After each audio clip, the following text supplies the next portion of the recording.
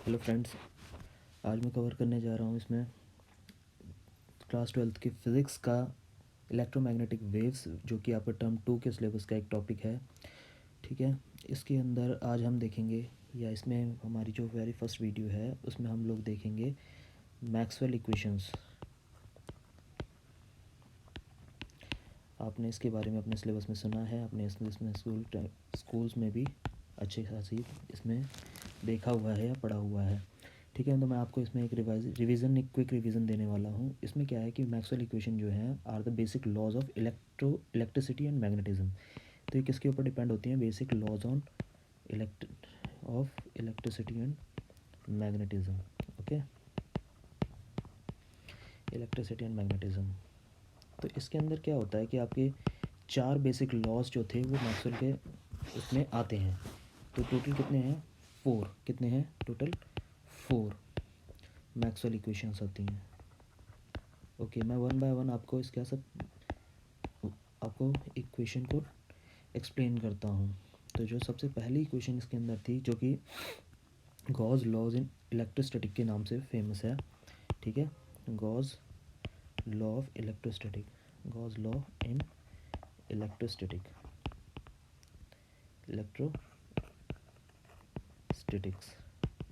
ठीक है, तो इसके अंदर क्या है कि ये लॉ क्या करता है? This law states the total electric flux through any enclose surface area is equal to 1/एप्सिलॉन naught times of the net charge enclose through the surface.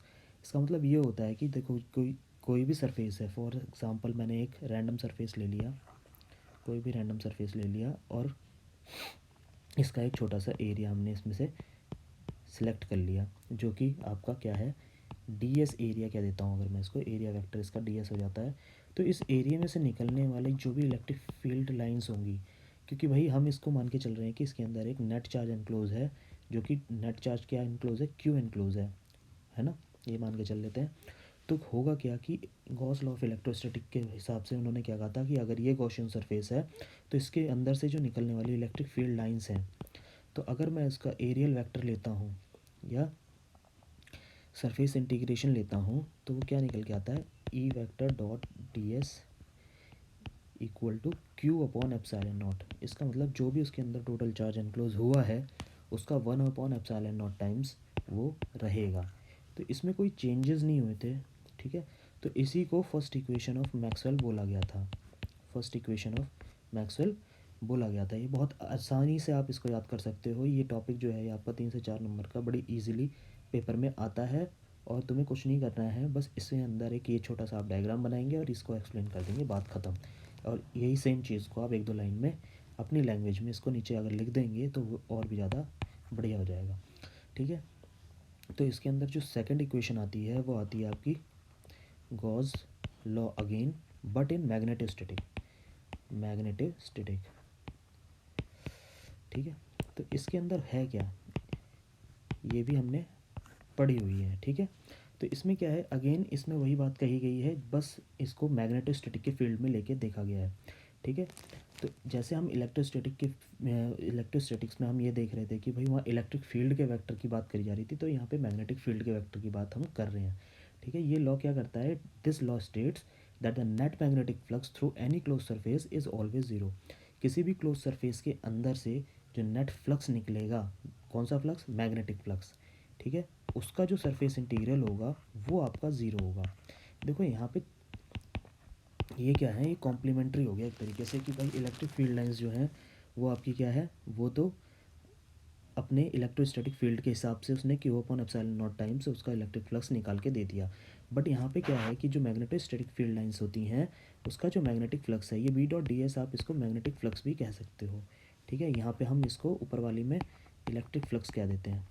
तो बेसिकली है क्या है? जो टोटल मैग्नेटिक फ्लक्स है किसी भी एनक्लोज्ड गॉसियन सरफेस के अंदर, कोई भी एनक्लोज गॉसियन सरफेस के अंदर कोई भी चार्ज है, ठीक है, तो उसमें से जो भी निकलने वाला फ्लक्स होगा, मैग्नेटिक फ्लक्स होगा बेसिकली, तो वो क्या होगा? आपका ज़ीरो होगा। ठीक है, ये आपका क्या है? ये आपका दूसरा मैक्सवेल इक्वेशन इसको बोला गया था। ज़्यादा इसमें दिमाग लगाने की ज़रूरत नहीं है, एज इट इज़ जैसे इसमें मैं बता रहा हूँ, इसको अगर आप ऐसे ही याद कर लो तो इतने में भी आपका बहुत आराम से काम चल जाएगा।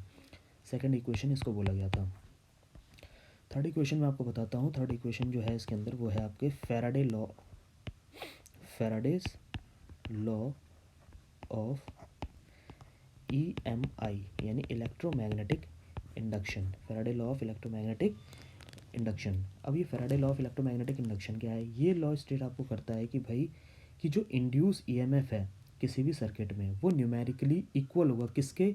जो भी rate of change of magnetic flux होगा। इसका मतलब ये होता है कि जो भी इंड्यूस्ड EMF है, इंड्यूस EMF के लिए हम लिखेंगे E.dl which is equal to minus का d phi b/dt, माइनस का d phi b/dt। ये इक्वेशन है आपकी इससे रिलेटेड। ओके, अब इसको मैं एक्सप्लेन कर देता हूँ तुम्हें कि इसमें क्या होता है कि फैराडे लॉ इलेक्ट्रोमैग्नेटिक इंडक्शन, देखो हमने सब में सुना हुआ है, अच्छे से पढ़ा भी हुआ है। इलेक्ट्रोमैग्नेटिक इंडक्शन का मतलब ये हो गया, ये बेसिकली इलेक्ट्रोमैग्नेटिक रेडिएशन। इंडक्शन का मतलब तो ये हो जाता है कि भाई आप इंड्यूस कर रहे हो। इंड्यूस करना मतलब एक तरीके से पैदा करना। रिलेट करता है टॉपिक आपका इलेक्ट्रोमैग्नेटिक रेडिएशन से, जिसके अंदर दो फैक्टर होते हैं आपके, इलेक्ट्रिक फैक्टर और मैग्नेटिक फैक्टर, जो कि आपका म्यूचुअली प्रोपोगेट करता है।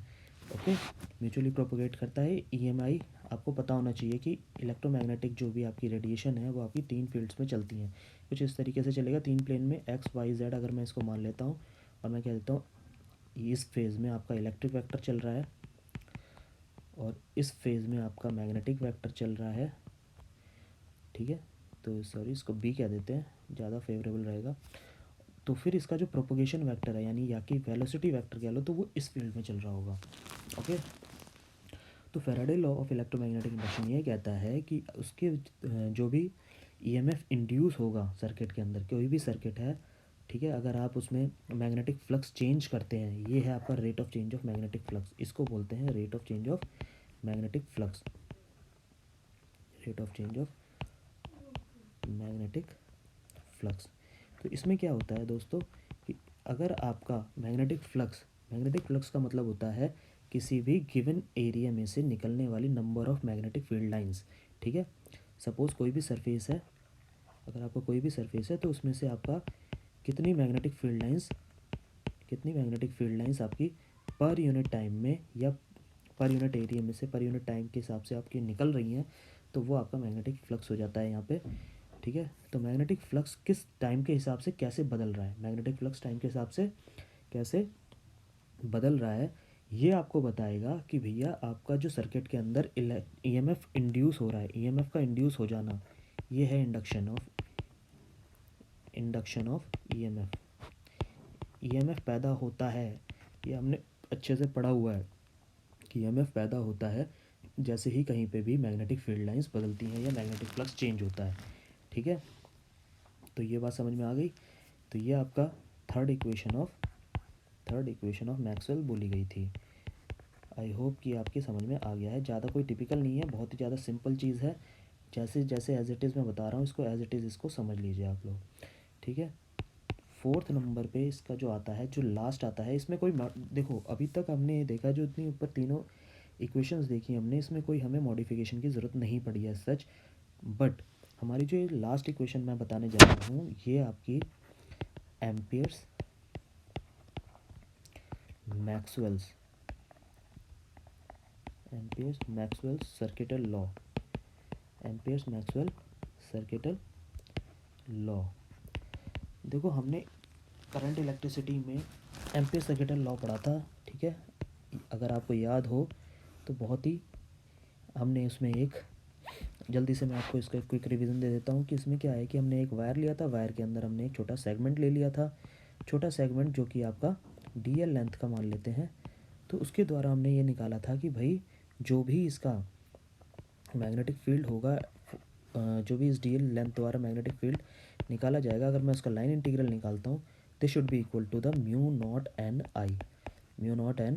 आई, जहाँ ये नंबर ऑफ टर्न्स हो जाता है और ये हो जाता है आपका current passing through that wire segment, है ना, करंट इन कंडक्टर और that wire. Okay, but actually हुआ क्या था कि जब तक मैक्सवेल ने मतलब इसमें कोई अपडेशन नहीं दी थी, कोई मॉडिफिकेशन नहीं दी थी, तब तक ये लॉ तो ठीक माना जाता था। लेकिन बाद में, ठीक है, कंट्रास्ट में आया आपका डिस्प्लेसमेंट करंट। मैं आपको बता देता हूँ डिस्प्लेसमेंट करंट।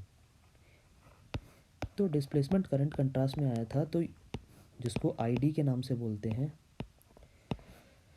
अच्छा, तो इसमें क्या था, एम्पियर सर्किटल लॉ में एम्पियर्स ने जो इसमें करंट यूज़ किया है वो कंडक्शन करंट यूज़ किया है, जबकि अकेला कंडक्शन करंट ही रिस्पॉन्सिबल नहीं होता किसी भी वायर में कंडक्शन कराने के लिए, बट इसमें एक डिस्प्लेसमेंट करंट नाम का भी एक इम्प्रूवमेंट फैक्टर बाद में डाला गया था, यानी कि इस लॉ को मॉडिफाई किया गया था। मैं आपको बता देता हूँ कि डिस्प्लेसमेंट करंट जो आया था वो आया था वायर के अंदर प्रेजेंट मल्टीपल इलेक्ट्रॉन्स में चार्जिंग होने के बाद जो ड्रिफ्टिंग होती है, चार्जिंग होने के बाद जो इसके अंदर ड्रिफ्टिंग होती है, ड्रिफ्टिंग का मतलब खिसकना होता है इसमें, ठीक है। तो ये जो खिसकते हैं चार्जिंग होने के बाद, तो ये क्या करते हैं कि अपने खिसक इस इलेक्ट्रॉन के मूवमेंट की वजह से हम जानते हैं कि क्या होता है, इलेक्ट्रॉन मूव करता है तो करंट पैदा होता है, करंट इंड्यूस होता है। ओके, तो अगर करंट इंड्यूस हो जाएगा ऐसे में, तो होगा क्या कि ये अपना एक बहुत ही स्मॉल अमाउंट का भी करंट इसके अंदर इंड्यूस हो जाता है। अगर मैं इसका ओवरऑल एवरेज निकाल लेता हूँ, that average current is said to be the displacement current, और इस चीज़ को हम कंडक्शन में इंक्लूड नहीं कर पाए थे, या एम्पियर्स ने इसमें इंक्लूड नहीं किया था, तो इसलिए इस लॉ को हमें थोड़ा सा मॉडिफाई करने की ज़रूरत पड़ी। तो इसमें जब हमने इसको मॉडिफाई किया है, या इसको बाद में जब मॉडिफाई किया गया, तो ये लॉ आपका कुछ इस तरीके से हो गया, बी डॉट डी एल बराबर mu naught I C plus I D, ठीक है। कंडक्शन और डिस्प्लेसमेंट करंट दोनों को इंक्लूड करके हम इसमें चलेंगे। और मैं आपको बता देता हूँ, इसमें जब कैलकुलेट किया गया था तो डिस्प्लेसमेंट करंट की जो वैल्यू आई थी वो आई थी epsilon naught D phi E upon D T. इसका मतलब होता है rate of change of electric flux, rate of change of electric flux. Okay, तो rate of change of electric flux इसका मतलब हो जाता है। अब आप क्या करोगे, इस पूरी वैल्यू को उठा के, भाई एप्सिलॉन नॉट आपको पता ही है परमिटिविटी ऑफ फ्री स्पेस है किसका, इलेक्ट्रिक फील्ड के लिए, तो अब इसको उठा के आप यहाँ पे पुट करोगे, तो आपका जो न्यू इक्वेशन बन जाती है, या अपडेटेड इक्वेशन, मॉडिफाइड इक्वेशन जो बन जाती है, वो B dot D L equal to mu naught conduction current तो आपको गिवन ही रहेगा, प्लस आप इसमें डिस्प्लेसमेंट करंट का एक्सप्रेशन उठा के पुट कर देंगे। तो ये आपका मॉडिफाइड सर्किटल लॉ बना, जिसको नाम दिया गया ampere Maxwell's circuital law, amperes Maxwell circuital law. I hope आपको ये समझ में आ गया होगा। इसी को हम फोर्थ इक्वेशन ऑफ मैक्सवेल बोली जाती है, फोर्थ इक्वेशन ऑफ मैक्सवेल बोला जाता है। तो दोस्तों मैंने आपको इसमें 4 इक्वेशन बता दी हैं, चारों इक्वेशन आपकी क्या है, मैक्सवेल इक्वेशंस हैं। ओके, तो ये आपका whole topic straightforward 4 marks में आ जाता है। आपको करना क्या है, करना इसमें कुछ भी नहीं है, बहुत स्ट्रेट फॉरवर्ड। मैं आपको जल्दी से क्विक रिवीजन दे दूं। सबसे पहला गॉस लॉ था इलेक्ट्रोस्टैटिक में, दूसरा गॉस लॉ हो गया मैग्नेटोस्टैटिक में, जो कि सेकंड इक्वेशन बोली गई, ठीक है। तीसरा हो जाता है फैराडे लॉ ईएमआई का, जिसमें फ्लक्स के चेंज होने की वजह से ईएमएफ इंड्यूस हो रहा था, ठीक है, वो वाली बात थी। और चौथा जो एम्पियर सर्किटल लॉ को चेंज करा गया मैक्सवेल के द्वारा, थोड़ा सा उसको अपडेट किया गया, और फाइनल एक्सप्रेशन उसमें ये निकाल के दिया गया। तो ये 4 इक्वेशन ऑफ मैक्सवेल फाइनली बन गई, ठीक है। तो दोस्तों इसमें क्या है कि ये 4 नंबर का स्ट्रेट क्वेश्चन आता है, अगर आप इसको अटैम्प्ट करते हैं तो बिल्कुल भी घबराने की ज़रूरत नहीं है, बहुत ही सिंपल है, आप इसको बड़े आराम से अटैम्प्ट कर सकते हो, ठीक है। तो इसमें कोई डरने घबराने वाली बात नहीं है, 4 नंबर का बहुत ईजिली आप इसमें अटैम्प्ट करोगे, और इसमें इसको समझोगे तो बहुत आराम से ये कंटिन्यू किया जा सकता है। Okay, thank you so much, आज की वीडियो यहीं तक।